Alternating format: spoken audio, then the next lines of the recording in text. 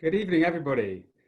Very warm welcome to this special event with Kristin Neff on self-compassion in difficult times. And Kristin, it's absolutely lovely to see you. Thank you for being here. Oh, my pleasure, Mark. I wish I were where you are. It looks like a beautiful spot. Well, this is genuinely my garden backdrop, but I'm not actually in it right now. I'm cheating using a Zoom backdrop. But we've had lovely weather here today, and it's lovely to see you and indeed so many thousands of others already joining us on this webinar. So thank you very much for being here. I'll just give everybody a very brief overview of the plan for this evening, and then we'll get underway because there's so much to talk about. We're talking about self-compassion in difficult times at a time that is so difficult for many of us around the world.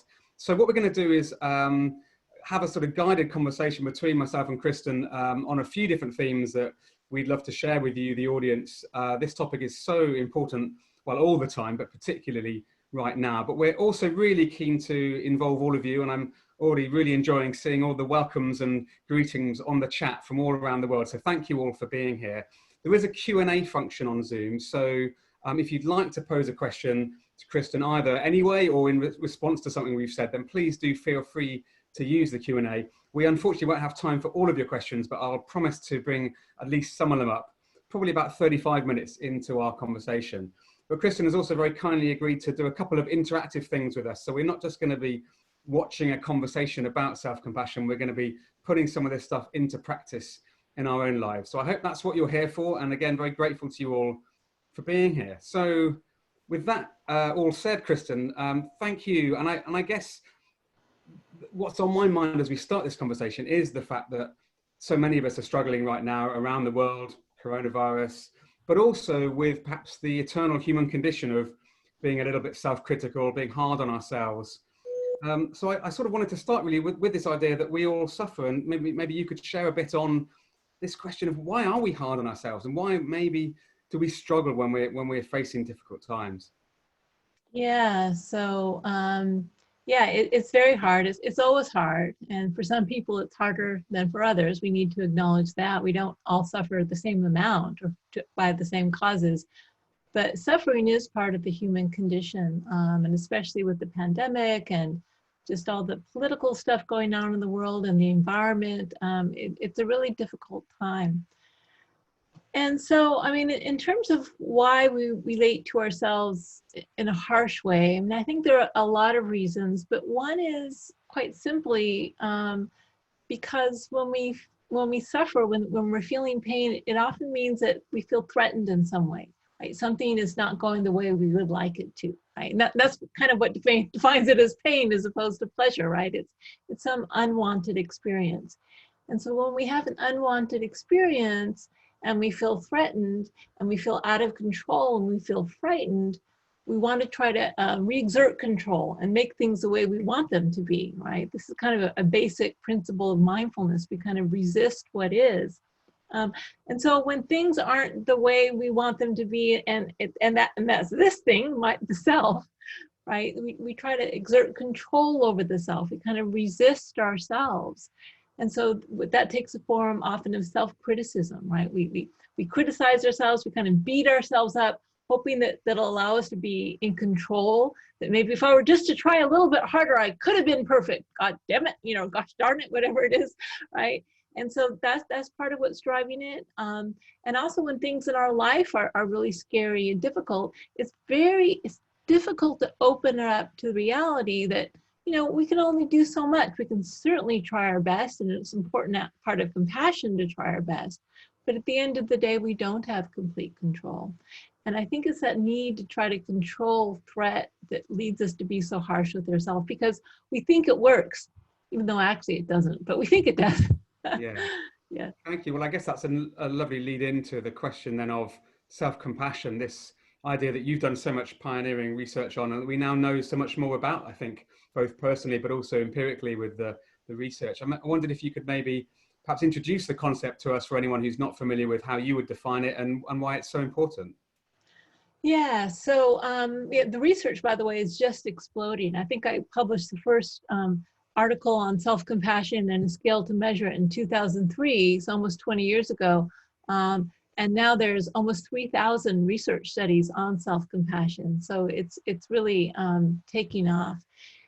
And by the way, other people study self-compassion as well. I'm not the only one. Sir Paul Gilbert, who's a very famous a British psychologist, also studies it. And people have different ways of defining what self-compassion is. The way I define it is that there are three main components of self-compassion that all kind of need to be there for this to be a healthy mindset and not something unhealthy like self-pity, right? So what's the difference? The first is actually mindfulness. Mindfulness is the foundation of self-compassion. And that's our ability to be with things as they are and to be with ourselves as we are, to kind of open with the kind of accepting, non-judgmental attitude toward what's arising, whether it's pain in our lives or something we don't like about ourselves. And to have some kind of balance with ourselves so we aren't just completely reacting and fighting what is. The second part is being kind to ourselves. And in many ways, the easiest way to think of self-compassion and what it is just treating yourself with the same kindness, care, and concern that you would really naturally show to a good friend, right? The nice thing about self-compassion is it's not rocket science, because we actually know how to do it. It's just we're experienced doing it for other people. We know how to be supportive. We know how to be present with our friends when they're having trouble. We just aren't really used to it with ourselves. And then the third component, what makes it self-compassion as opposed to self-pity, actually is other people. The word compassion, self-compassion, or the word compassion in Latin comes from passion, which is to suffer, but com means with. There's an inherent connectedness in the experience of self-compassion. In other words, yes, I realize I'm a flawed human being. Yes, I realize that I'm struggling. And yet I also realize that this is part of the human condition, that we're all imperfect and we all struggle. Self-pity is poor me, woe is me. It's a very kind of isolated, self-focused stance, and that's actually not very healthy.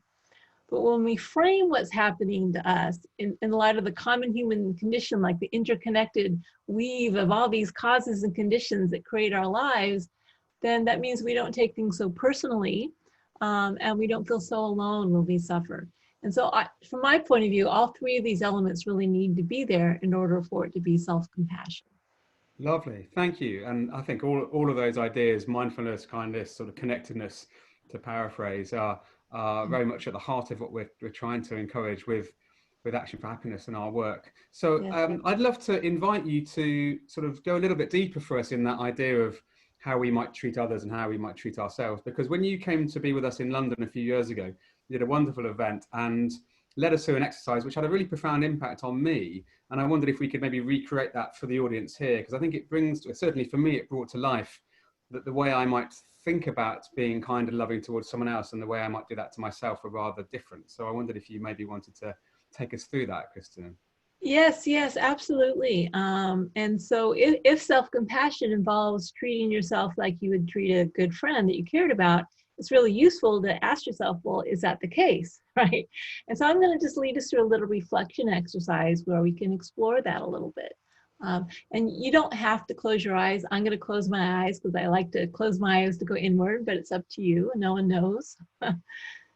Right, but it helps just to focus. So just settle into your body. Maybe we can just become present for a moment, feeling your feet on the floor and the weight of your body on the chair or the bed or the sofa, wherever you are. Okay, so I would invite you to think of some instances in the past when you've had a good friend come to you who is struggling in some way, right? Maybe they were feeling badly about themselves. Or maybe they made some big mistake at work or got rejected in a relationship or struggling with a health issue or was just really having a difficult time. And so I'd just like you to go over in your mind, what are the types of things you say to your friends when they're struggling, when they come to you and say, hey, I'm really having this hard time. What's your natural response? What do you say?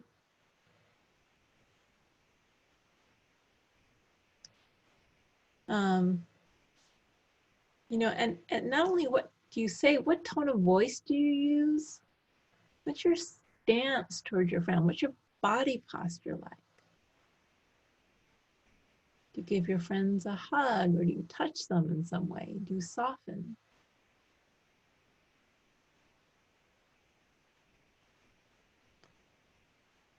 And just so you can kind of get in touch with how it feels to be you when you're with a close friend who's struggling.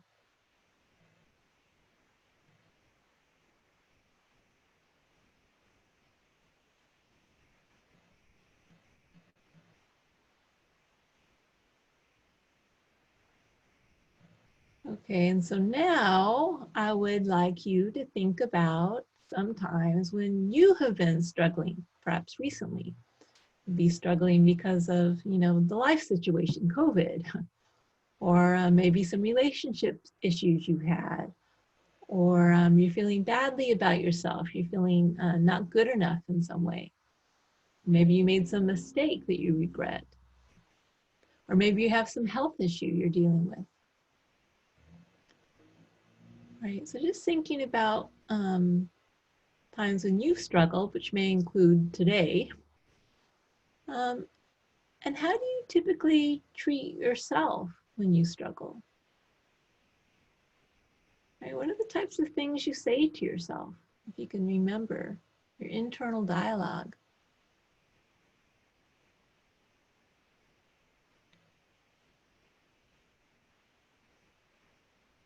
What's your tone of voice? Is it warm? Is it harsh? Is it cold? Is it angry?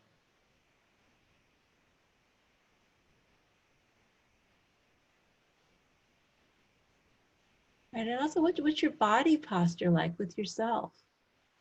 Do you tense up, or are you relaxed?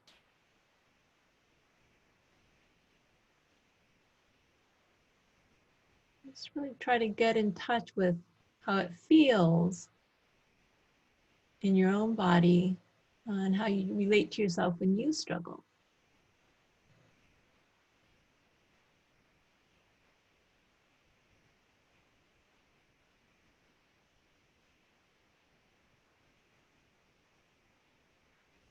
And then finally, I invite you to think if you can see any patterns of difference. Right, so the one difference may be the types of language you use, the tone of voice, but it also may be things like maybe with one you catastrophize, and the other it's not such a big deal, or one it's permanent and forever, and the other it's it will pass. So what are the patterns of difference between how you treat your good friends when they struggle and how you treat yourself when you struggle?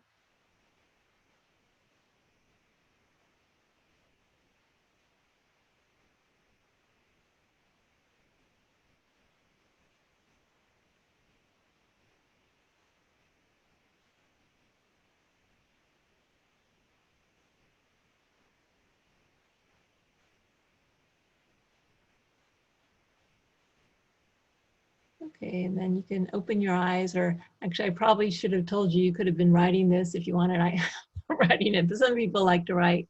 But when people do this exercise, first of all, you should know that if you found that you are much harsher with yourself than you are to people you care about, that's completely normal. My research shows that between 75 and 80% of people are significantly kinder to others than they are to themselves. It's actually only a very small portion that are either equally kind to themselves and others, and a very few number who are kinder to themselves and others. And I don't know what's going on with them. We haven't studied it enough. But the norm is to treat others with more warmth, with more support, kind of remembering, hey, it's only temporary. It's not all of you, so you made a mistake, but you've got all these other good qualities. We typically don't do those types of things with ourselves. And so this can really, as you say, be the first step for thinking, wow, do I really want to treat myself this way? And then you can take two more action steps from this. One, you can imagine in your mind's eye, what would be the impact on my close friend if I talk to them the way I talk to myself? And if the answer is probably not very good, then a very simple way to access self-compassion is just to imagine, what if I had a very close friend that I cared about, or maybe a grandchild or someone else in your life that was going through the exact same situation I'm going through. What would I say? You know, how might I say it? And that's actually a template for you to try out for yourself. Try treating yourself the same way. Kristin, thank you so much for taking us through that. That had a similar effect on me as it did last time, but I was less shocked because I knew what I would find, perhaps. But when I did this for the first time, I did discover, just as you said, that I did generally create a really caring, compassionate response to a loved one or a friend. But when it came to how I spoke to myself, it wasn't just that I was critical, it was that I was really rude. I used the F word. I was an effing idiot and an effing this and that. And I was quite shocked by that as a, as a nice boy that doesn't normally speak that way. Or at least that's how I think of myself. And so I've in fact, on reflecting on that realization, I have developed a sort of little mantra almost that I use regularly now, where the F word has been rebranded for me as how I'd like to be in the world: friendly, useful, calm, and kind. So whenever I get myself now into a period of like, oh, you effing this, or even just getting frustrated, I try and remind myself that how I want to respond is in a friendly, useful, calm, and kind way. And that has been both making me laugh, but also really helpful. So I'm grateful to you for waking me up to the fact that I had this narrative that I wasn't really aware of even. So it's very powerful. I'd love to move on to, maybe other ways we can practice self-compassion and some of the wider implications of it. But we are here in this rather crazy time in the world with COVID, and as well as people sort of having this natural, perhaps, tendency to be harsher on themselves, there are lots of us dealing with really severe issues. It might be fears about loved ones' health. It might be genuine health concerns ourselves. It might be loss of income. It might be, feeling afraid to go outside, huge rises in anxiety levels and so on. So it's really natural that people are struggling a little bit right now. Have you got any reflections on this situation and how self-compassion can help? Yeah, well, I think it's absolutely essential, right? I mean, so we need to pay attention to our pain. And you might say, well, of course, duh, clearly I'm suffering. But it's really interesting. Often we're going through it and we're in the storyline of what's happening and, the difficulty, and it's very overwhelming. But it's not so often that we actually pause, take some time to step outside of ourselves and to say, wow, this is really hard for me. What can I do to help myself in this moment? And that's the mindfulness, right? We need to take a mindful pause to really become aware of what's happening as opposed to just drowning into what's happening. And then, the beautiful thing about self-compassion is, first of all, it won't solve your problems. It won't make COVID go away. It won't get rid of any of the pain. But what it will do is it will allow you to bear that pain more easily. So it won't be so overwhelming. And so what happens if you give yourself some warmth and just, remember that you aren't alone in this. It's not just you. This is part of the human experience. And, it's a little easier to remember that now because it literally is a global pandemic. But just doing something as small as saying, wow, this is really hard. Just with the tone of voice, this is really hard. And you see, I put my hand on my body. I often, it's a very useful thing to put your hand on your body because physiologically as human beings, the physical touch is the primary way, especially when we're young, that we communicate care. So putting your hand on your body and saying, whoa, this is really hard. It's like just that warmth, it just makes it easier to bear. And it also makes you more resilient. There's a ton of research showing, for instance, with combat veterans, and in some ways we're all in this war against COVID, right? But it's an intense time. It's not just a little struggle, it's a big struggle. And so we know, for instance, combat veterans who saw action overseas in Iraq or Afghanistan, those who are more self-compassionate are less likely to develop post-traumatic stress syndrome, are less likely to attempt suicide or turn to alcohol as a way to cope. So don't underestimate the power of self-support. Yeah, it's not going to make the problems go away, but when you go into battle, and many of us, it is almost like a battle right now, who do you want inside your head? Do you want an ally who's saying, I've got your back, I'm here for you, I'm ready to help you in whatever way I can, I care about you? Do you want that voice inside your head? Or do you want a voice inside your head that's, oh, you're so stupid and cutting you down or being cold or just ignoring you, not supporting you? Clearly, you're going to be stronger and more resilient if you're your own ally, if you're your own support. And so in times like this, it's just so important that we acknowledge the pain and we're there for ourselves. And it's not self-pity. We aren't saying, woe is me. You know, yes, other people have it worse than we do.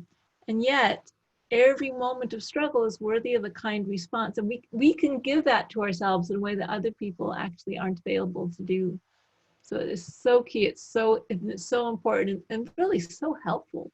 Yes, I love that idea of having an ally within your own head. I think that's so powerful. So we understand now that this really matters and it can help in really extreme situations like PTSD after conflict and so on. And we've obviously perhaps woken up a little bit to the fact that we might have more ability to treat ourselves like a friend, like we might do to another loved one. But what about sort of a way we could maybe learn a technique for doing this so we can build more of this into our lives? I know you have various different ways of practicing self-compassion. Would you like to take us through sort of a basic one that we can maybe take away from today and use?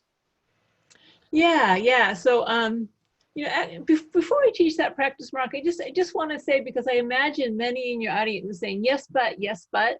So maybe just very quickly, I can address some of the yes, buts. Please do, Because there are a lot of misconceptions about self-compassion that are actually blocks to our ability to turn this resource and this power inward toward ourselves to help ourselves. There are really 5 main ones. Well, one I've talked about, that it's self-pity. It's not self-pity. It actually, you know, shame and self-criticism, they're very self-focused. Self-compassion is everyone is struggling. It's actually not self-pity. So that's a myth. And just on that point, Kristin, because of course, to a British ear, sometimes, in particular, when you hear self-compassion, you don't hear necessarily self-pity. You might hear self-esteem. This idea of like, go get them, you can do anything. Is that another of the critiques? Right. That's another misconception. It's actually very different than self-esteem. Self-esteem is evaluating yourself positively. Self-compassion is, you know, just becoming a compassionate mess. You may still fail. You may still be struggling. Maybe you don't have it all together. But the idea is you're compassionate with wherever you are. And so it's not linked to narcissism like self-esteem is. It's not, you don't have to be special and above average to have high self-compassion. You just have to be a flawed human being like everyone else. So that's another misconception. People think it's self-indulgent, right? That being kind to yourself is just giving yourself pleasure. But of course, that's not being kind. If giving yourself pleasure means you're harming yourself, like you just, you know, eat whatever you want, or you don't, you know, make the changes you need. So it's not self-indulgent. It's not a weakness. Again, kind of like those combat soldiers that, you know, it makes you stronger and more resilient. But the number one block, and I just have to bring it up because I know it's going through some people's heads. The number one block to self-compassion is the belief that it's going to undermine your motivation. You know, we really think that we need harsh self-criticism, you know, to kick us in the butt, to get us going and to achieve our goals. And the thing is, self-criticism, it does kind of work, right? We wouldn't do it if it didn't work to some extent, but it leads to all these negative consequences like fear of failure, performance anxiety. When we feel all this pressure that we have to succeed or else, it actually undermines our ability to succeed. And so just like with a child, you're going to get more out of the child if you encourage them, if you support them, if you say, I believe in you. Yes, you failed. What can we learn from this? How do we fix it? How do we make it better? As opposed to saying, you stupid fool, you'll never amount to anything. Right? That's actually less motivating. And so just to get that off the table. And by the way, you don't have to take my word for it. There's tons of research on all of this. It makes you less selfish. It makes you a better relationship partner, more compassionate to others, less full of self-pity, more motivated, stronger, and more willing to take care of yourself. Okay, so having said all that, so hopefully, this sounds good. Relax. Okay, it's not going to make me into self-pity, narcissistic, lazy slob. Okay, relax. And then, now that you can relax and you feel safe, because remember, this is often about safety. Now that it feels safe, let's do another practice, okay? So, so another thing you can do to practice self-compassion, very simple, is to intentionally bring in the 3 components of self-compassion and apply them like in a step-by-step manner. So again, please close your eyes if you want, or you don't. You can also do this as a writing exercise, but I think this one's a little better just done inward. So, and let's practice this with something real. So I'd invite you to think of something in your life right now that's happening, that's causing you some distress. And please don't choose something that's overwhelming, because if you think of something overwhelming, it's going to be hard for you to focus, right? So most of us have many things to choose from. So, you know, it may be a relationship issue or a health concern or a financial worry, or maybe a mistake you made, something you're feeling badly about.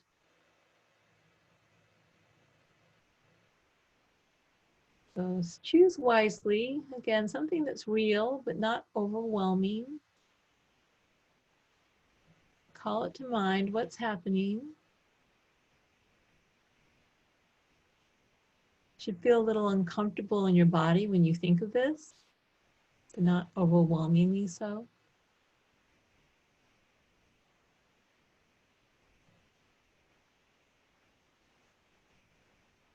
Okay, so what we're going to do is we're going to call in the 3 components of self-compassion. So the first is mindfulness, right? Just becoming aware that this is a moment of suffering. You know, that this is hard.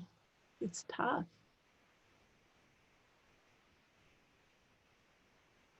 Right? And try to use any language with yourself that really conveys that to you. It's kind of the type of language you might naturally say, like, wow, I'm so sorry. This is really, really hard to go through. It's acknowledging that suffering is present.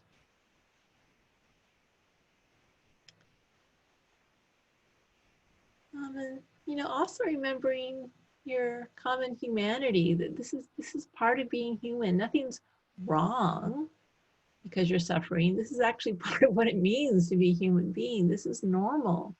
It's natural to, whether it's you made a mistake, that's totally natural, that's human. Or if you're struggling, that's also natural, that's also human. Right? So in other words, you aren't alone. You aren't alone in this. It's not just you. This is actually what makes you a human being. And if you aren't a touchy-feely type, you could even just say, shit happens. It does, doesn't it? Whoever said it wasn't supposed to, it does. This is part of life. You aren't alone.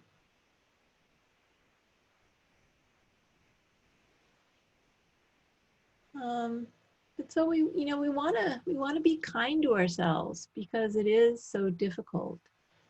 And so I'd invite you, if you feel comfortable, maybe putting your hands on your heart or your face if you washed your hands, or some other physical gesture if it feels comfortable, just to kind of let your body know if you're here, that you support your body, putting your hands on your body, feeling the warmth of your hands, feeling your own presence.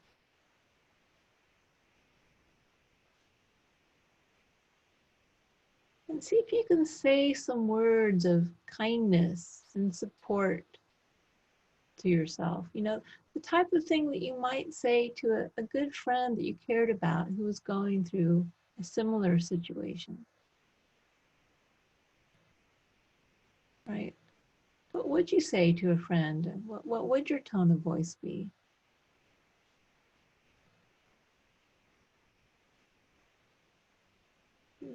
Can you say something similar to yourself?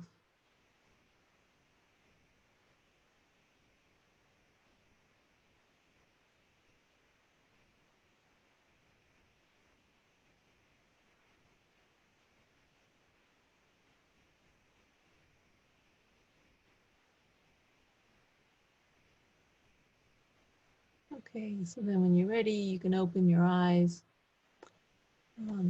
And just, by the way, just being with whatever arises. Some people are gonna have, this can be a lot of different experiences. Some people will be feeling kind of soothed, will be feeling calmer, will be feeling supported. Some people may be feeling just the opposite. Often what happens is we start to open our heart to ourselves. We've had our heart closed to protect ourselves, and we open our heart to ourselves and all the pain rushes out. So sometimes it can even be a little scary. It's actually normal for that to happen, or it can be a little disconcerting. Or sometimes the voice just says, "Oh yeah, right." You know, we're so not used to it that we just don't even buy it. And that's okay as well, because actually self-compassion is an intention. Compassion actually itself is an intention. It's an intention to try to help. You know, eventually it will start feeling more normal or natural. But if it doesn't at this point, that's okay. The important thing is you're setting your intention to be kinder and more supportive to yourself. And eventually it will start to feel more normal and natural. Thank you, Kristin. That was lovely to experience. And I really hope something that we can take away and put into practice, because I think we all have this sense that we want to be able to show more of this sort of just gentle kindness to ourselves, but it's not always easy. And I think lots of the questions, which we'll come on to in a moment, reflect the fact this is hard for many people. Yeah. So thank you for giving us a way of putting this into practice. I wanted to just invite you to share a little bit about some of your recent work. I've heard you talking about sort of fierce self-compassion and this sort of yin and yang approach to thinking about this. Could you share a bit more about this and how we can use that in our lives as well? Yes, yeah. So this, I haven't written a lot about it, but it's the topic of my new book, which will come out next year. So the idea is that so most people are familiar with the idea of yin and yang. It's an idea from Chinese philosophy that there's kind of two forces of life. One's a more yielding, soft, passive, in some ways more feminine energy, and another one is more active, hard, energetic, powerful, or masculine energy. Although, of course, all people, regardless of gender, have both energies. All things have both energies. And self-compassion does as well.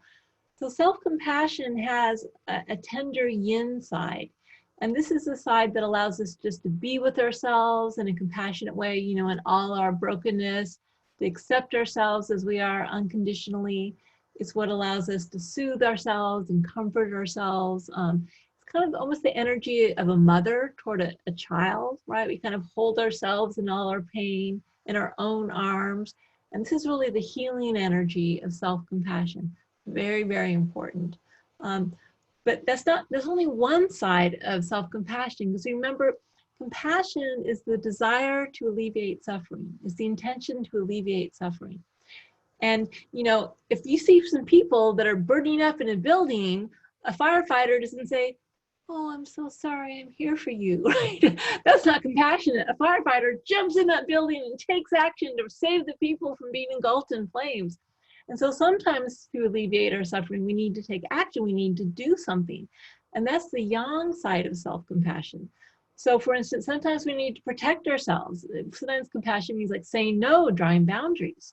Or sometimes it means, you know, meeting our own needs, taking action, doing something. Maybe it's taking classes or doing something in the world to provide for ourselves. And also motivating change, right? So even though we accept ourselves, if we're doing something that's unhealthy, if we care about ourselves, just like a caring parent does, we'll want to also make some changes so we aren't suffering so much. And so I call this the fierce side of self-compassion, or mama bear. So there's mama, and there's also fierce mama bear. And sometimes our love needs to be kind of like tough love, energetic love, powerful love to care for ourselves. But the important thing is that we always need both. So if we're too yin and not enough yang, we might become complacent. You know, then we might fall into the trap of kind of just making excuses for ourselves, being just, okay, it's good enough, you know, being complacent. On the other hand, if we're too yang without yin, if we're too much like, we're going to strive, we're going to achieve, we're going to do it and just do it, then we're kind of aggressive toward ourselves, but we're never good enough, right? We're just kind of pressuring ourselves. And so we need both. We need a balance of both fierce and tender self-compassion, of both yin and yang. And I'm really excited about this work, especially because gender plays into a role in this, because women are socialized to be yin, but they aren't really allowed to be too yang. And men are socialized to be yang, and they aren't really allowed to be too yin. And I think this kind of makes us all mentally ill in some ways, because we obviously need both. And so this is something you can practice in caring for yourself, is the tenderness, being with ourselves, but also sometimes fiercely taking action to do something about what's happening, do something about our suffering. Thank you. And well, that's a really helpful distinction. But also on that point about wanting to do something, there are so many of us around the world that are sort of filled with a kind of righteous anger at many things, whether it's climate change or systemic racism or many other things that are stirring people up, absolutely rightly. Me Too Around movement, yeah. So how does self-compassion play into that role of both either experiencing a deep injustice, let's say, for example, systemic racism, or indeed being someone that cares deeply about it but not quite knowing where to start? How does self-compassion play into that? Yeah, so I really think it's crucial, again, especially both the yin tender form and the fierce action form. So for instance, part of taking fierce self-compassionate action is standing up for yourself. So whether you're a person of color or you've been sexually harassed at work or you've faced any sort of discrimination in any way, you know, part of being self-compassionate is saying, no, that's not okay, right? And also opening to the pain of how you've been treated, right? So we need both. So we need to stand up and we need to take action. But to heal ourselves, we also need to acknowledge the pain of what's happening to us. Now that's if we're the victim of some sort of injustice, but also if we're a perpetrator, right? In the sense, so I know certainly in the US, it's wonderful to see, but a real awakening to white people, you know, they call it whites are becoming more awake, but we're ready to actually see our role in some of this systemic injustice.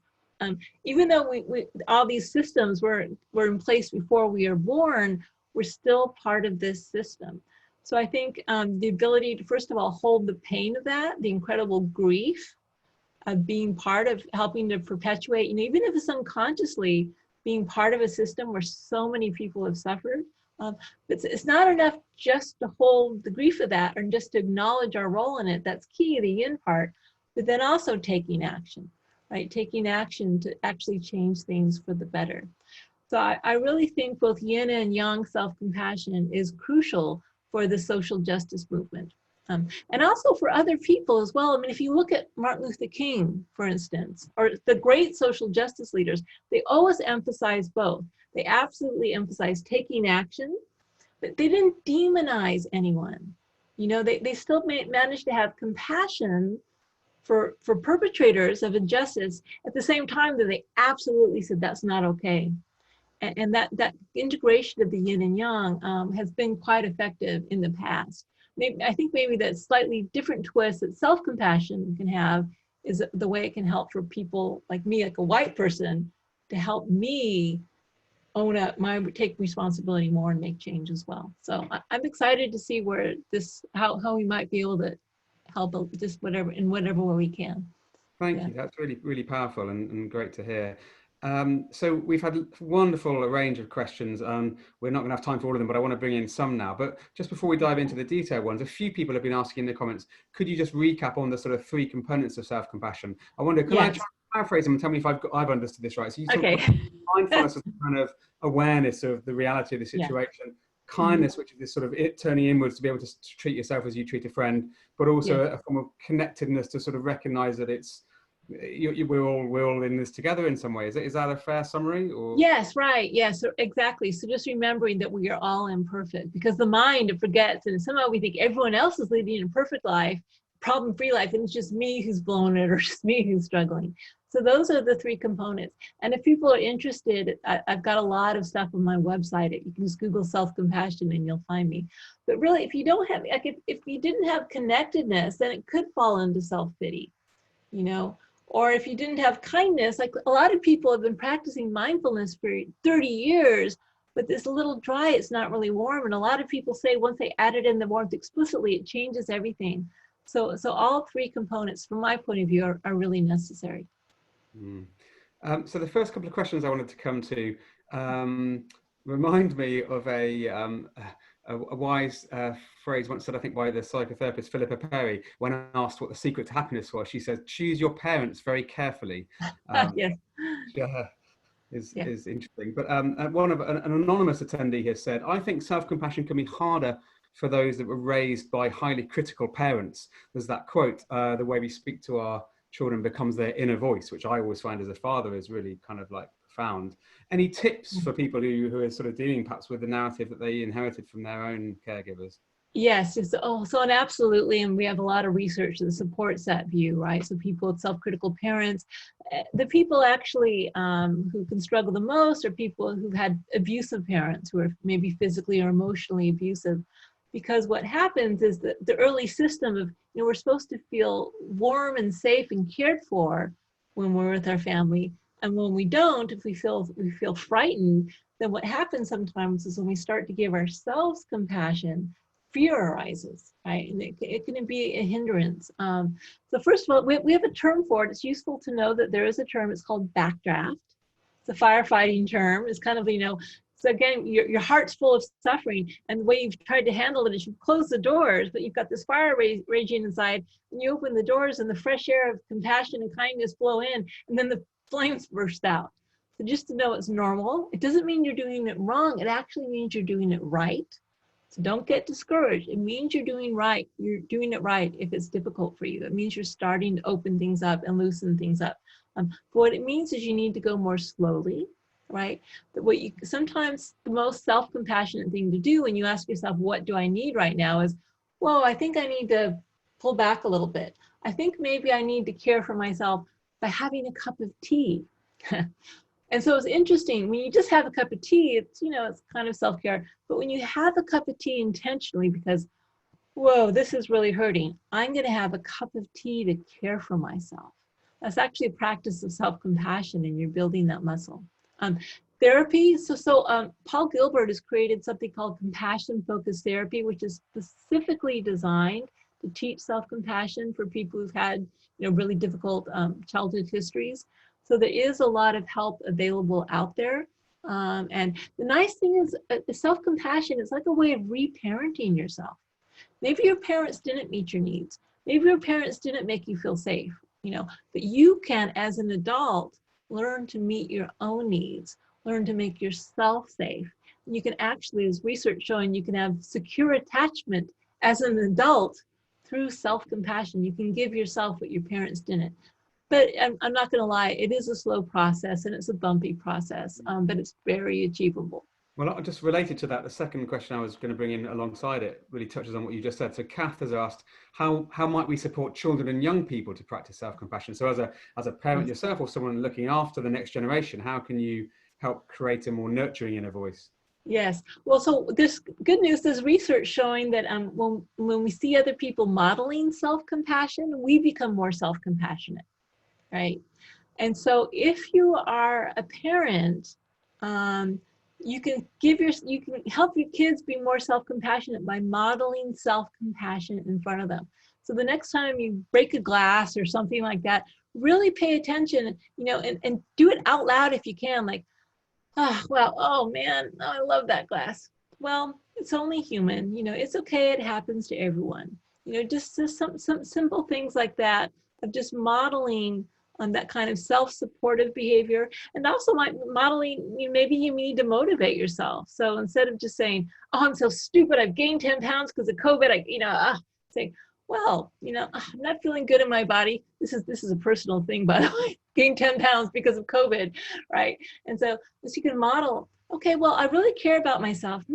Let's exercise. Let's go for a walk, because we want to help ourselves feel good in our bodies. So if you do it intentionally in a kind, supportive way, and kind of normalizing this as part of the human condition, it's human condition that happens to everyone, kids will pick up on that. And also just a little tip for parents and kids, by about 7 years old, kids are starting to form friendships. That's kind of the early task of childhood, is learning what it means to be a friend.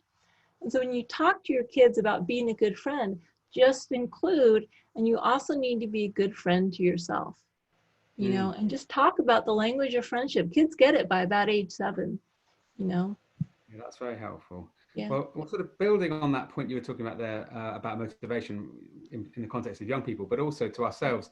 John's asked an interesting question.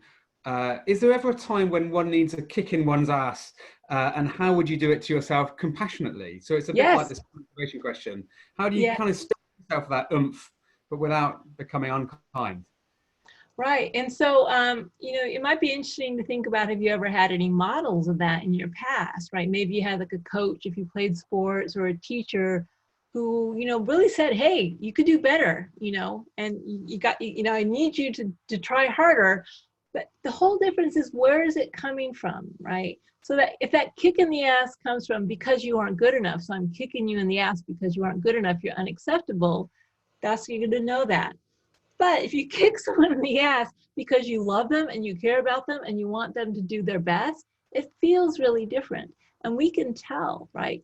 So a lot of it is just the language that goes around it. Is it like, are you cutting yourself down? Are you shaming yourself as a way to kick yourself in the ass?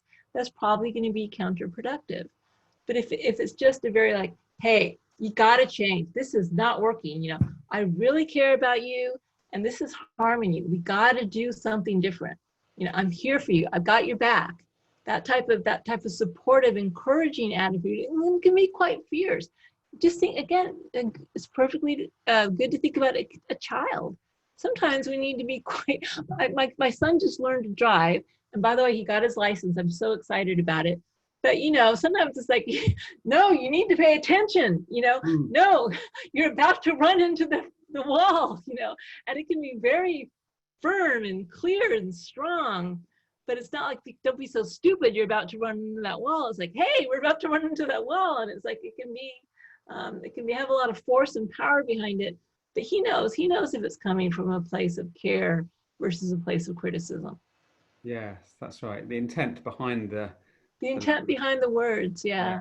On a related theme of the sort of language, Neil's asked an interesting question about whether you change your language and indeed the exercises around self-compassion when you present it to men versus women, for example.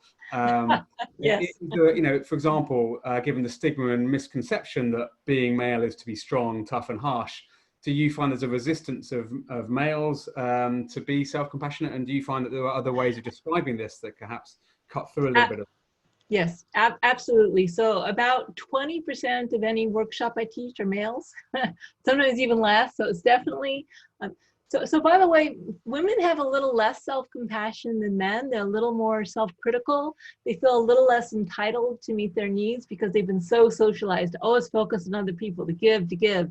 And so they're actually a little less self-compassionate, which is the downside. The positive side of that socialization is we don't have any problem with compassion as a kind of a thing in and of itself.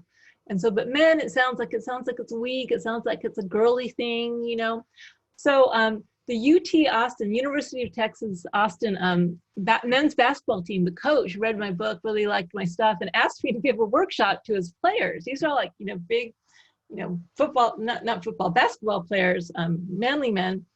And so I didn't even use the word self-compassion. I called it inner strength training, right? Inner strength training, because that's what it is inner strength. And I actually have a dissertation student who's working with teams in sports and saying, okay, when you fail, how are you going to be strong and bounce back? He calls it fail better. How are you going to fail better? Because athletes always want to do everything better, right? And so you can frame the language. You don't even have to use the word. You can call it inner strength training, inner resilience training, how to improve your performance, because it actually does help improve your performance. And no need to use the word self-compassion if it's gonna cause a barrier, then why bother? Because it's really pointing to the same thing. How am I going to be supportive and help myself reach my goals in a way that's effective? Thank you. So Abby has raised what I think of as perhaps the biggest challenge of the world of social media. She said, "Hi, why do we see ourselves? Why do we see everyone else as perfect or doing things perfectly, and judge ourselves against an unachievable perfect ideal?" And I think we see that most often potentially in the way in which you share the showreel version of your life, and again compare it against your behind the scenes on social media. But I guess it applies more widely than just that as well. Yeah, I mean, it's a real problem, right? It's a real problem that, especially for our young people, that we see all these images. People are absolutely, they look perfect. They never put up the images of themselves on not looking absolutely perfect. And there's a lot of social pressure. And I think that's why we need a little self-protective, young self-compassion to say, no, I'm not going to buy into it. No, that's going to make me unhappy. And it is hard. but you really have to ask yourself what's important to you. You know, what do you really want from life?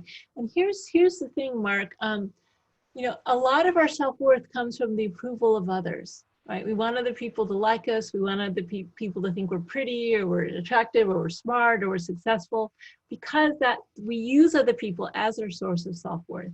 And I can tell you that the more you're able to give yourself a sense of self-worth, you know, it's like I don't care so much what other people think of me, because I can meet that need myself.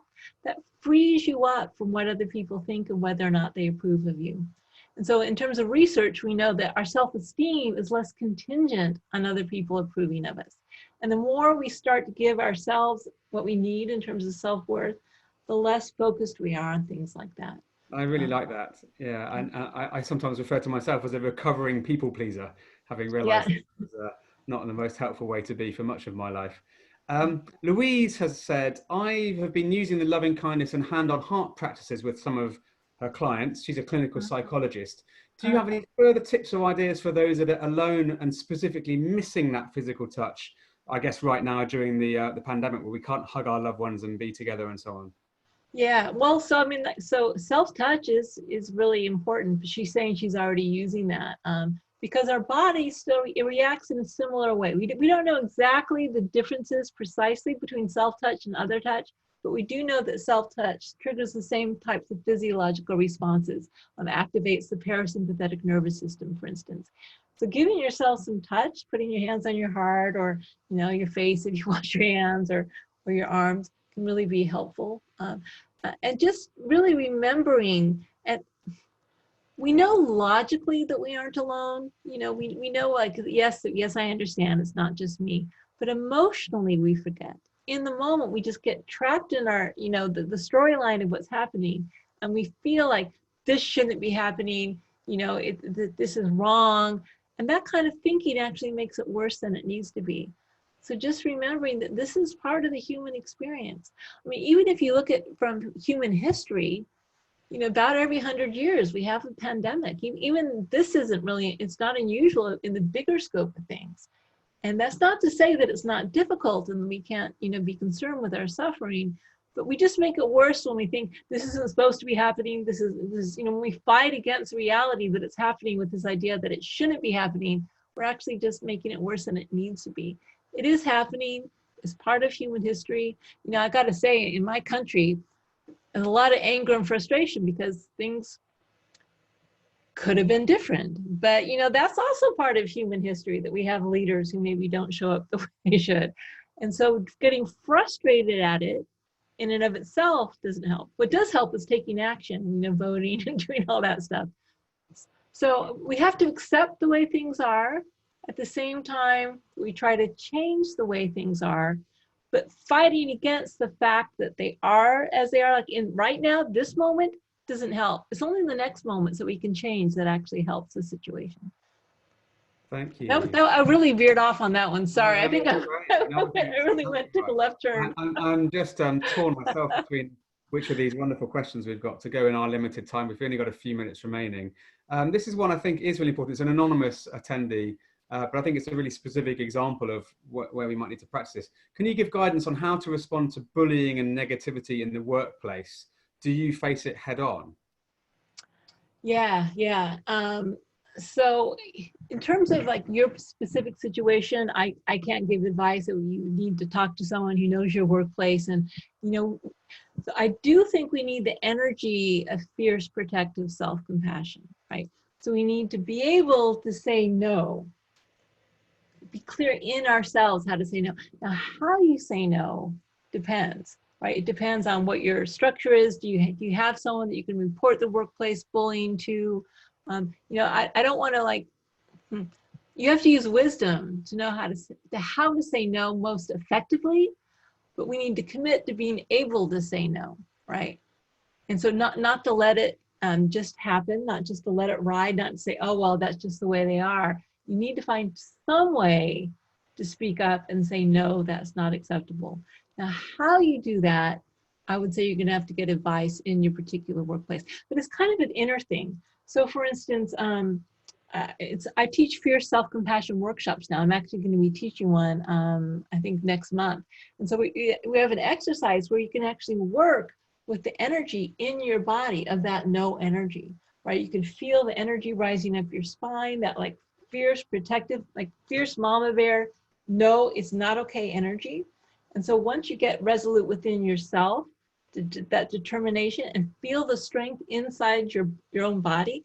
And for women, that actually can be harder because we weren't taught to tap into this energy. We think it's just angry, and women aren't supposed to be angry. You know, we need to be able to get angry. If someone's bullying you, we need to get angry. But how we express that has to be done with wisdom, and it has to be balanced with this yin energy. But you have to start within yourself. I think you have to do an inside job before you actually take action on the outside. Because if you just react mindlessly, you actually may do something that's not so productive, or could even potentially get you into trouble. I'm not sure of the situation. But by the way, I just want to say to this woman also, if it's a woman or a man, I'm not sure what it is, please also give yourself compassion for that. That sounds really hard. It's really painful when you're the victim of bullying like that. So give yourself some yin self-compassion, recognize how hard it is, but then also allow your fierce protective energy to arise and stand up in whatever way seems wisest. What wonderful advice. Thank you. I just want to squeeze one more in because I think it's so topical right now. Because we have this, huge outpouring of shared gratitude and compassion for the care workers who've done such amazing work Yes. all around the world in the crisis. Emma has asked, what's your advice for people who have compassion burnout? Social workers, care workers, people who spend their entire lives sort of dealing with the suffering of others. How can they help themselves as well? Yeah, so actually we just developed a self-compassion training program for healthcare workers, and we did a randomized controlled trial. We just published it, so I'm very excited, showing that it helps reduce burnout, it helps reduce stress, it helps enable people to be satisfied with their work. And so basically the trick is you have to practice on the job. So if you're a healthcare worker, you don't have a moment's break, right? You're always working. So things like just reminding yourself, so when you're caring for someone, reminding yourself to have compassion for your pain as a caregiver. Often caregivers were just socialized, always focus on the pain of the patient, or, it's always outward focus. In order for you to be most effective, you have to, first of all, realize, okay, I'm in a stressful situation and I'm resonating with other people's pain. I need to give myself compassion for how hard that is. So I actually you can go to my website, I have a little 7-minute video. I have a practice designed just for caregivers where you actually use the breath, breathe in for yourself, for the pain and stress of being a caregiver, and then breathe out for the person you're caring for.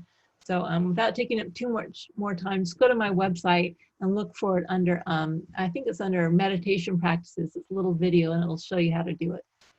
Thank you. And we will try and include links to some of the things you've mentioned in the follow-up email that's going to go out to all the participants tomorrow. Kristin, thank you. It's been an absolute privilege to spend this time with you and the thousands of people who've been joining us. Thank you to everybody for all the wonderful questions, but also the comments. I'm not sure if you've seen this while it's been going through, Kristin, but we've had so many wonderful, wise comments, helpful suggestions, people really looking out for each other. So thank you to the whole community for being so actively involved in this session. I think what you've reminded us is that well, not only that we can be kinder to ourselves, but actually that this idea that you can't pour from an empty cup, and self-care isn't selfish. It's the foundation for building the world we want to be part of, to help others as well as ourselves. So it's been a joy to be reminded of that. Anything else you wanted to share as a final thought with the audience before we go? Well, just the obvious one. Really, take the time to try to practice this intentionally, because it doesn't come naturally and our culture doesn't necessarily encourage it. So this is really a choice you need to make for yourself. But again, the good news is it's not rocket science. You already know how to do it. You just have to give yourself permission to treat yourself with the same kindness and compassion that you more naturally do for others. And then things can radically change. Yeah. Well, on that lovely, inspiring note, thank you again. And thank you everyone for being here. We'll see you again very soon. Have a good evening all.